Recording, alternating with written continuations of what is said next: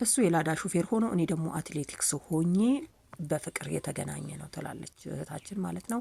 ሰላም ሰላም፣ ጤና ይስጥልኝ ወደ የተከበራችሁ ቤተሰቦች፣ እንዴት ናችሁ? ደህና ናችሁ? ሁሉ ሰላም ከኔ ጋር እግዚአብሔር ይመስገን በጣም ሰላም ነኝ። እንግዲህ አትሌቲክስ ገለቴ ቡርቃ አይደለም ለራሷ አይደለም ለህዝብ ለዓለም እንግዲህ ስም ያስጠራች ጀግና ናት። እንግዲህ እንደምታዩት ማለት ነው በፎቶ ላይ የምታዩት እሱ የላዳ ሾፌር ሆኖ እኔ ደግሞ አትሌቲክስ ሆኜ እየደወልኩለት እጠራው ነበረ።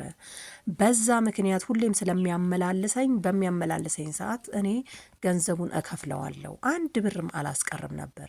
በዛ ሂደት እንዳለን በመሀል ላይ የፍቅር ጥያቄ ጠየቀኝ። እኔም እሺ አልኩት።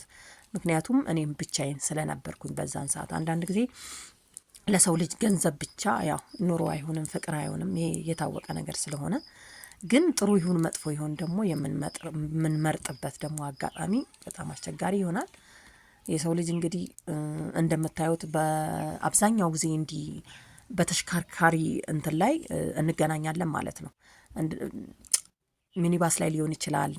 ላዳ ሹፌሮች ደግሞ ያው ሁሌ እንደ ኮንትራት ስለሚጠቀሙ ከዛ ሰው ጋር በተደጋጋሚ ስለሚገናኙ የሆነ ስሜት ሊሰማቸው ስለሚችል ጥያቄ ያቀርባሉ። ያው ሴቶችም እንግዲህ ያው እንደሚታወቀው ይሆነኛል ብለው ይገባሉ ማለት ነው። ገለቴ ግን በጣም ደግና የዋህ እንደሆነች የሚያሳየው ምንድን ነው? በ1997 በጠቅላይ ሚኒስትር መለስ ጊዜ የተሰጣቸው ቦታ ነበርና እሱም ቦታ ለማን ነው የሰጠችው? እንግዲህ 11 ቦታዎች አለኝ፣ 5 መኪና አለኝ፣ ከ5ቱ መኪና 4ቱ ተሸጠው አንድ ብቻ ነው የቀረው ብላለች ማለት ነው። እና 11 ቦታ ላይ አንደኛው የጠቅላይ ሚኒስትር ስጦታ ስለሆነ ያንን ምንድን ያደረገችው ለእናቱ ያው አንዳንዴ ቤተሰብ ስትሆኑ የእሱም እናት እናቴ ናት የእሷም እናት እናቴ ናት የሚባል አባባል ነው። አይታችኋል አይደል? ስለዚህ ምንድን ያደረገችው የእሱን እናት አምጥታ እዛ ቤት ውስጥ ታስቀምጣቸዋለች ማለት ነው። ያስቀመጠችው አንድ እቃ ሳይዙ አንድ ብርጭቆ ሳይዙ የድሮ ቤታቸውን ትተው አምጥታ እዛ ታስቀምጣለች። እዛ ይኖራሉ። የእሷ የተሰጣት ስጦታ ነው። ከዛ በኋላ እዛ እየኖሩ እያሉ እንግዲህ ምንድን ያደረገው የፈልፈልነቱ ፈልፈልነት ማለት ነው በ200,000 ብር ለእናቱ ይሸጥላታል። በጣም የገረመኝ እናት ራሱ ስትገዛ እሷ ስጦታ የሰጠቻት እንደሆነ የተሰጣት ስጦታ እንደሆነ እያወቁ እሱ ሲሸጥ ደግሞ እንዴት ይቀበላሉ? እሷን ሳይጠይቁ ቢያንስ ኮች ልጅ ባይወልዷት ራሱ እንደ ልጅ አስባ ነው ይሄን ነገር ያደረገችላቸዋል።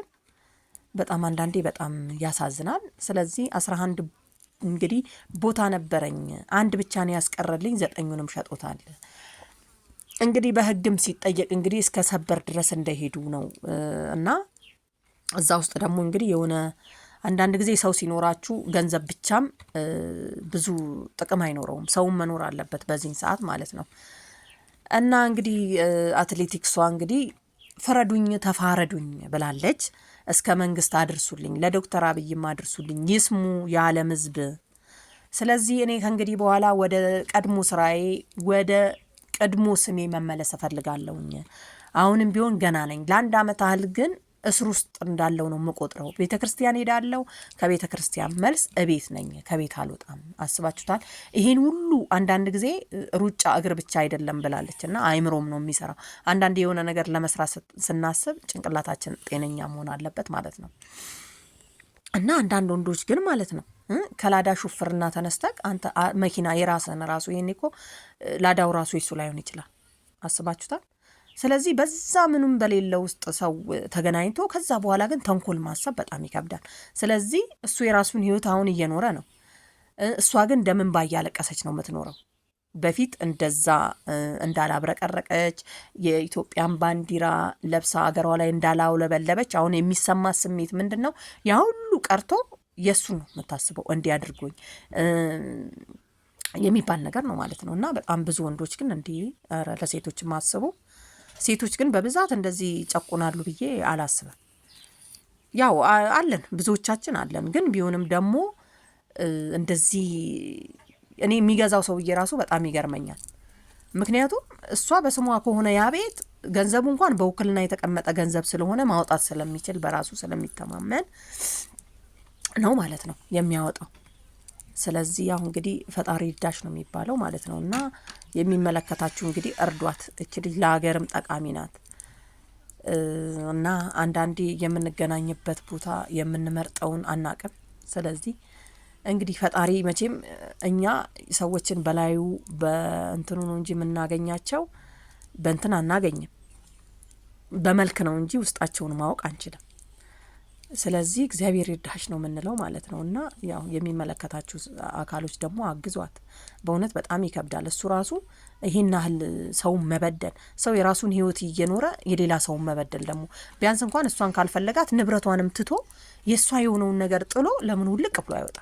በቃ የሚያስፈልገው እኮ ይሄ ብቻ ነው። የሰው ልጅ የሰውን ገንዘብ እንዴት እንደሚፈልግ ቤት እንደሚያገኝ በጣም የሚያደርገው ነገር በጣም ከባድ ነው ማለት ነው። ስለዚህ አስቸጋሪ ነው። ምንም ማድረግ አይቻልም። እንግዲህ ያው ሚዲያ ላይ ወጥቷል። ስለዚህ ሚዲያ ላይ የወጣ ነገር ደግሞ ያው ብዙ ይሄንን የሚመለከት ስለዚህ የሚያቅ አሰራሩን የሚያቅ ብዙ ሰዎች ስለሚመለከቱ ይረዷታል ብለን እናስባለን። ስለዚህ አንዳንድ ጊዜ በጣም ታዋቂ ናቸው፣ አርቲስቶች ናቸው ምናምን የምንላቸው ሰዎች እዚህ ጋር ሲገቡ ወይም ደግሞ ሚዲያ ላይ የምናያቸው ነገሮችና ውስጣቸው ደግሞ ገባ ብለን ስናያቸው በጣም የተለያየ ነው። በጣም ይራራቃል ማለት ነው እና በጣም አስቸጋሪ ነው። እንግዲህ ምንም ማድረግ አይቻልም። እንደተናገረችው በጣም ያሳዝናል። እንግዲህ አንዳንዴ የምንገናኝበት ቦታ በጣም እንትን ስለሚል ስትናገር እንኳን እንዴት እንደምታሳዝንም በዋን ጠብ እያደረገች ማለት ነው እንትን የሚለው በእውነት በጣም ያሳዝናል። እንደምታዩት ነው። እኔ እሷን በሆነ እንደውም እሷ በጣም ጠንካራ ነች ብዬ ነው የማስበው። ሌላ ሰው ቢሆን ወይ የሆነ ነገር በቃ መሆን ነው የምሆነው ብሎ ማለት ነው። ስለዚህ ወደፊትም አላማዋ አገርን የማስጠራት ስለሆነ ወደ ስራ የመመለስ ስለሆነ ይሄ ራሱ በጣም ጥንካሬዋን ነው የሚያሳየው ማለት ነው።